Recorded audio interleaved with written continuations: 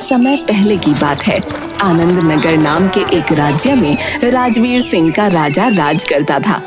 उसकी एक रानी थी जिसका नाम था मंदाकिनी। वो एक बहादुर राजा था, लेकिन उसकी जनता उससे खुश नहीं रहती थी क्योंकि वो कर्तव्यनिष्ठ नहीं था और उसके अंदर अहंकार कूट कूट कर भरा हुआ था। महाराज, मैं एक बहुत आवश्यक बात बताने आया हूँ। कृपा करके मेरी बात को गौर से सुने। कौन है ये? ये मुरली है महाराज, आपके राज्य का एक किसान।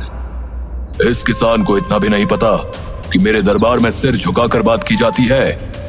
कैसे आंखों में आंखें डालकर बात कर रहा है।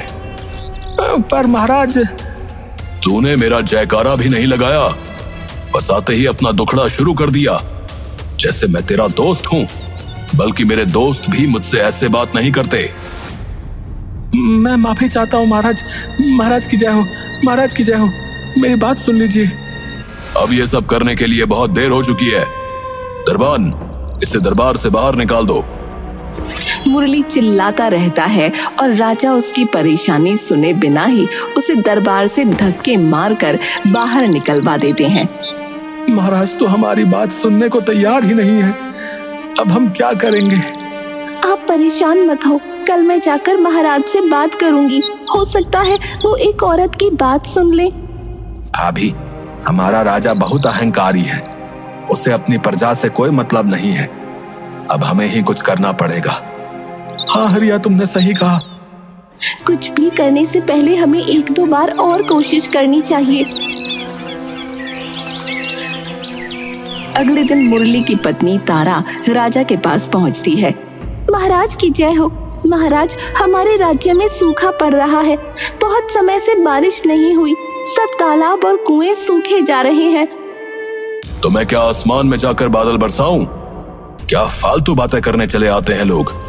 निकालो इसे यहाँ से। अरे पर मेरी बात तो सुनिए। इस सूखे की वजह से राजा तारा की बात नहीं सुनता और उसे भी वहाँ से निकलवा देता है। अगले दिन हरिया जबरदस्ती दरबार में घुसता है और चिल्लाता है, महाराज की जय हो। मेरा नाम हरिया है महाराज। मैं बहुत गरीब हूँ। मेरा बच्चा बहुत बीमार है, पर उसके इलाज के लिए मेरे पास पैसे नहीं है। मेरी मदद करिए महाराज। तो मेहनत मजदूरी कर, पैसे कमा और इलाज करा। यहाँ क्या दान बट रहा है जो भीख मांगने चला आया है? राजा अपनी प्रजा की कोई बात नहीं सुनता था और शायद अपनी प्रजा की हाय के कारण ही वो आज तक निसंतान था। महाराज, मुझे बहुत चिंता हो रही है। हमारी अभी तक कोई संतान क्यों नहीं हुई? अगर ऐसा ही रहा तो आपका वंश आगे कैसे बढ़ेगा? ये चिंता तो मुझे भी खाई जा रही है। कितने वैद्य बदल दिए पर कोई फायदा नहीं हुआ। मेरी मानिए तो राज्य में मुनादी पिटवा दीजिए कि जो कोई भी ऐसा नुस्खा बताएगा जिससे हमारी संतान हो जाए, उसे हम अपना 25% राज्य दे देंगे।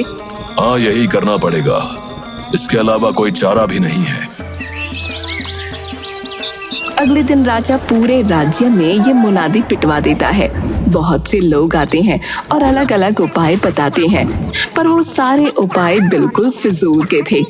पर तभी वहाँ एक साधु आता है। हे राजन, मैंने सुना है तुम संतान प्राप्ति के लिए किसी उपाय की तलाश कर रहे हो।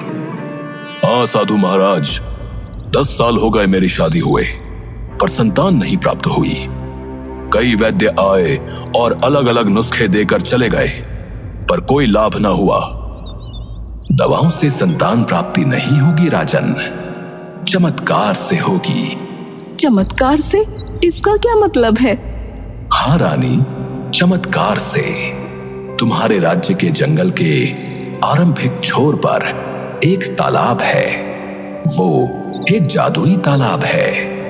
वो तालाब लोगों की हर मनोकामना पूरी करता है। तुम अगर वहां जाकर एक विशेष पूजा करके संतान प्राप्ति की मनोकामना करोगे तो वो जरूर पूरी होगी।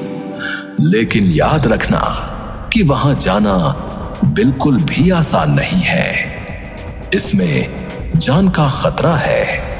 कैसा भी खतरा हो साधु महाराज, मैं अपना वंश बढ़ाने के लिए कुछ भी करने को तैयार हूं। तो ठीक है, पर याद रखना क्योंकि वहां तुम्हें अकेले ही जाना पड़ेगा। अगर किसी को लेकर जाओगे तो तुम्हारी मनोकामना पूरी नहीं होगी। ठीक है साधु महाराज, मैं इन सारी बातों का ध्यान रखूंगा। साधु ये सारी जानकारी देकर वहां से चला जाता है। अब तो खुश होना महारानी, देखना अब बहुत ही जल्द हमारे भी महल में किलकारियां गूंजेंगी। पर महाराज, आपका वहां जाना खतरे से खाली नहीं है। भगवान ना करे आपको कुछ हो गया तो मैं आपके बिना कैसे जीऊंगी। पर महारानी, इसके अलावा और चारा भी क्या है?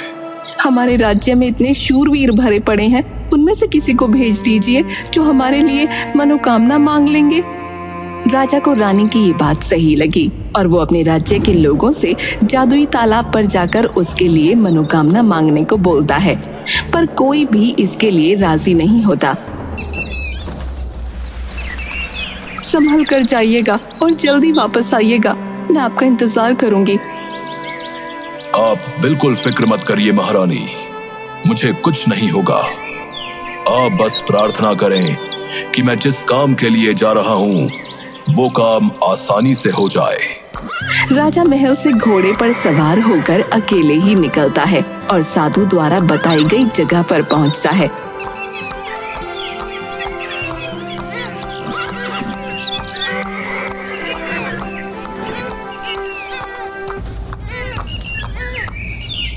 उस साधु ने तो यही जगह बताई थी, पर यहाँ तो कुछ भी नहीं है। यहाँ तो सिर्फ एक बड़ा सा गड्ढा है। कहीं उस साधु ने मुझे बेवकूफ तो नहीं बना दिया, या शायद ऐसा हो कि यह जादुई तालाब किसी मंत्र से प्रकट होता हो। हे तालाब, प्रकट हो। राजा तरह तरह के मंत्र बोलता है, पर कोई तालाब प्रकट नहीं होता। वह थोड़ी देर वहां रुककर सुस्ताता है और फिर महल की तरफ वापस चल देता है। अरे बाप रे, कितनी तेज प्यास लग रही है, पर यहां तो दूर दूर तक कहीं पानी है ही नहीं। अभी वापस जाकर उस साधु को बताता हूं। उसने मुझसे जादुई तालाब के नाम पर इतना गंदा मजाक किया।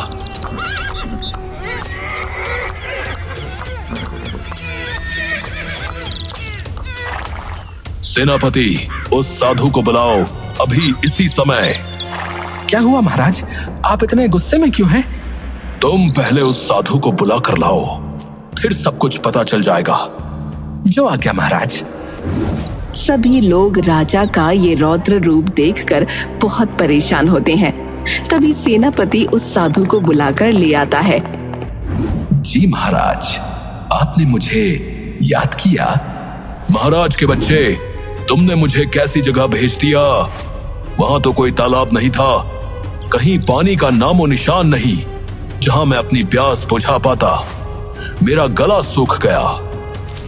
अरे महाराज, आप गुस्सा क्यों हो रहे हैं? बारिश ना होने की वजह से वो तालाब सूख गया होगा। आप उसे भरवा दीजिए, फिर वहां जाकर मनोकामना मांग सकते हैं। पक्का ना? क्योंकि अगर ये बात झूठ निकली तो मैं तेरा सर धड़ से अलग कर दूंगा। ये बात 100% सच है। तो ठीक है सेनापति, उस तालाब को फौरन पानी से भरा जाए। जो आज्ञा महाराज, पर इस काम में लगभग 1 सप्ताह लगेगा। जितना भी समय लगता है लगने दो, जितने भी लोगों की जरूरत पड़ती है ले लो, पर इस काम को पूरा करो। 1 सप्ताह की मेहनत के बाद आखिरकार वो तालाब पानी से भर जाता है। महाराज, उस जादुई तालाब को पानी से भर दिया गया है। ठीक है, अब मैं दोबारा वहां जाऊंगा और इस बार अगर साधु के बताए अनुसार नहीं हुआ तो उसकी मौत पक्की है।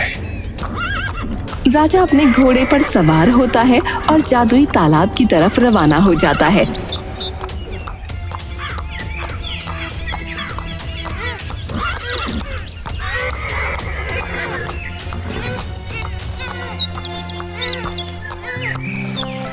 इस बार जब वो वहां पहुंचता है तो तालाब भरा हुआ होता है, जिसे देखकर उसे थोड़ा अच्छा महसूस होता है।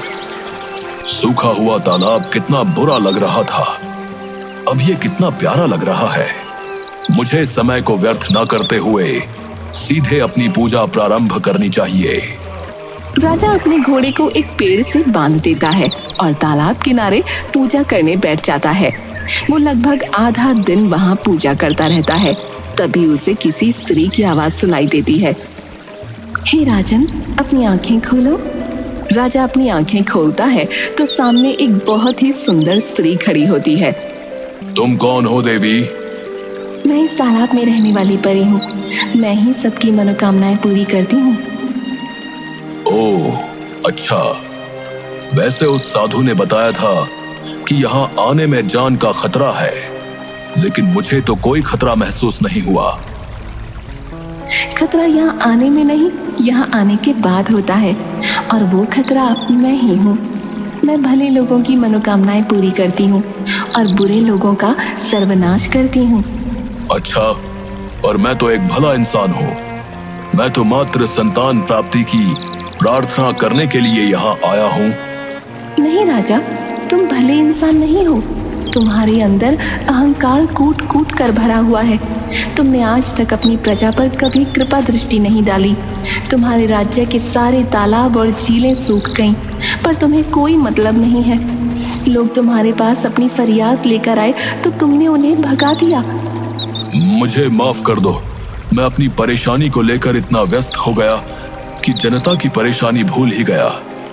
नहीं राजन, अब तुम्हारा सर्वनाश होगा। ये सुनकर राजा परी के पैरों में गिर पड़ता है और नाक रगड़कर माफी मांगता है। मुझे माफ कर दो। मैं कभी भी अहंकार नहीं करूंगा और हमेशा अपनी जनता के भले के लिए काम करूंगा। ऐसा है तो ठीक है, जाओ, तुम्हें संतान प्राप्ति बहुत जल्दी होगी। आपका बहुत बहुत धन्यवाद, बहुत बहुत धन्यवाद। राजा खुशी खुशी वापस लौट आता है।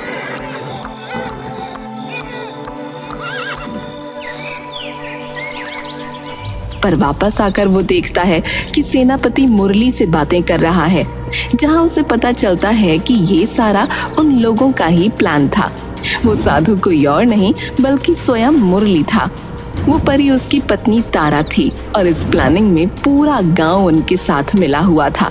राजा गुस्से में तलवार निकाल लेता है और चिल्लाता है, सेनापति, ये सब क्या चल रहा है?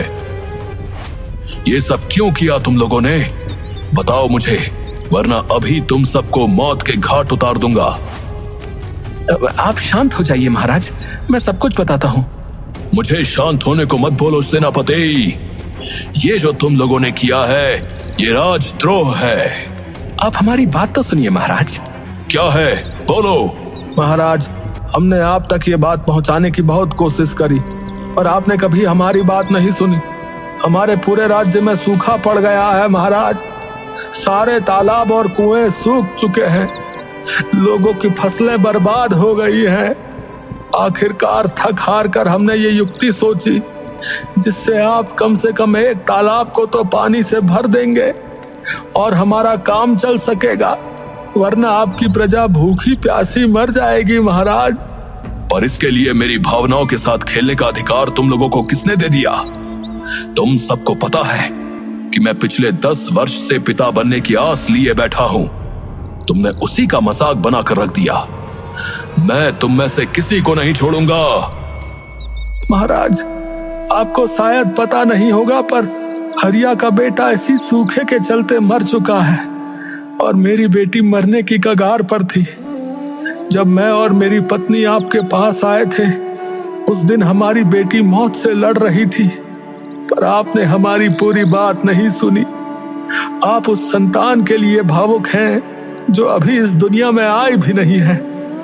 तो हमारा सोचिए, हमारी संतानें मर रही हैं। क्या आप हमारी जगह होते तो ये ना करते? मुरली ने सही कहा। शांत हो जाइए महाराज। इन लोगों का तरीका भले ही गलत हो, पर इनकी नीयत खराब नहीं है। अगर आपने अपना धर्म निभाया होता तो इन लोगों को अधर्म करने की आवश्यकता ही ना पड़ती। और आप इसी बात को लेकर गुस्सा होना कि इन्होंने आपके निसंतान होने का फायदा उठाया, तो मैं आपको बता देना चाहती हूँ कि मैं आपके बच्चे की माँ बनने वाली हूँ। हूँ। क्या? हाँ महाराज, आपने सही सुना। आपको अपनी प्रजा का धन्यवाद करना चाहिए कि इन्होंने आपको अपना धर्म निभाने पर मजबूर किया, जिससे हम पर लगा श्राप हट गया और हम आखिरकार माता पिता बनने जा रहे हैं। ये सुनकर राजा बहुत ही भावुक हो जाता है और अपनी प्रजा से माफी मांगता है और वादा करता है कि आज के बाद वो हमेशा अपने धर्म का पालन करेगा और कभी भी अहंकार नहीं करेगा।